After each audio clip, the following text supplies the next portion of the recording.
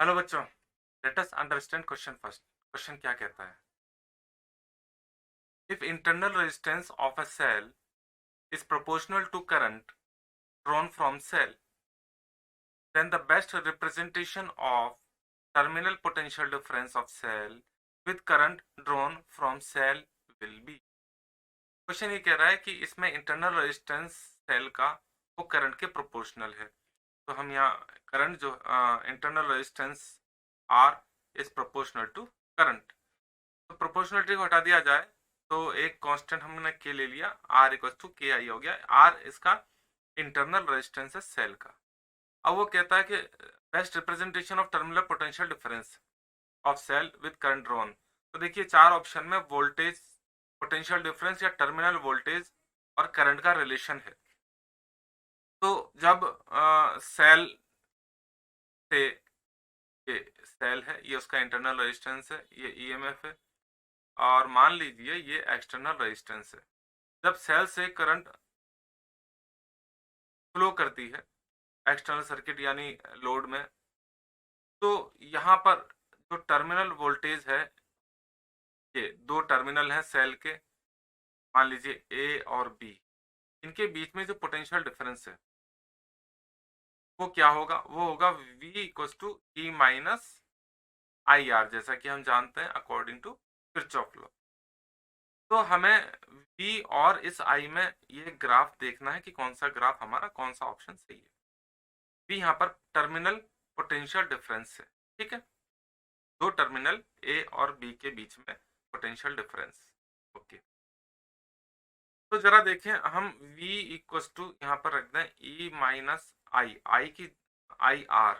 I R की जगह हमने रखना है के आई, ये रख दिया के आई। ठीक है बच्चों, तो V इक्वल टू बन जाएगा E माइनस आई स्क्वायर के। अब यहाँ पर जरा देखें क्या किस तरह से हमें चेक करना चाहिए। चार ऑप्शन है, हम देखें ऑप्शन में कि एक बात तो क्लियर है कि b का आई स्क्वायर आर की पावर 2 है, तो ये लीनियर रिलेशन तो बनता नहीं है। तो हमारे फर्स्ट ऑप्शन और सेकंड ऑप्शन हमारे यहाँ पर गलत हो जाते हैं। अब हमें देखना थर्ड ऑप्शन और फोर्थ ऑप्शन में कौन सा करेक्ट है।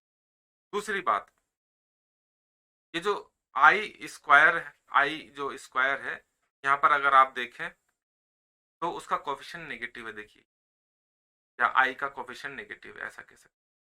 तो करंट इंक्रीज करने के साथ पोटेंशियल डिफरेंस क्या होगा? डिक्रीज होगा। आप खुद देख सकते हो, देखो ये एक कांस्टेंट वैल्यू हो गई।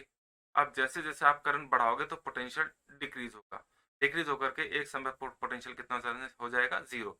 देखें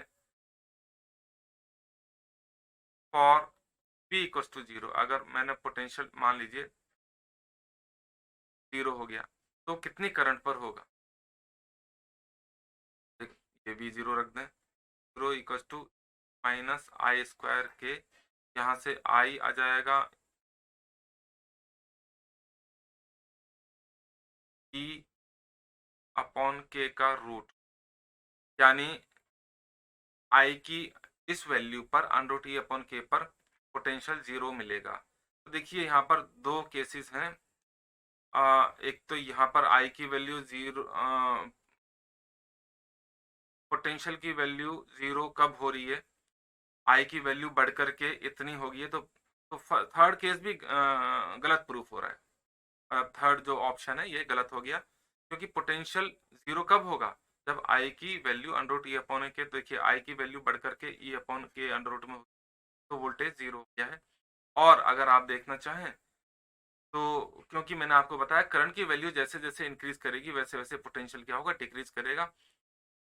दूसरी बात, अगर करंट की वैल्यू जीरो कर दी जाए, करंट की वैल्यू यहाँ पर जीरो कर दिया जाए, आई इक्वल टू जीरो रख दिया जाए इस इक्वेशन में, तो फिर v इक्वल टू कितना हो गया? E।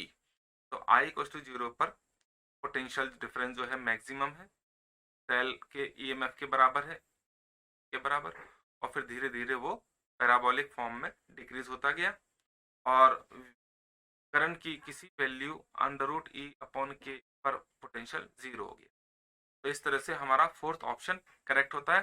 आई होप बच्चों you understand it very well and all the best.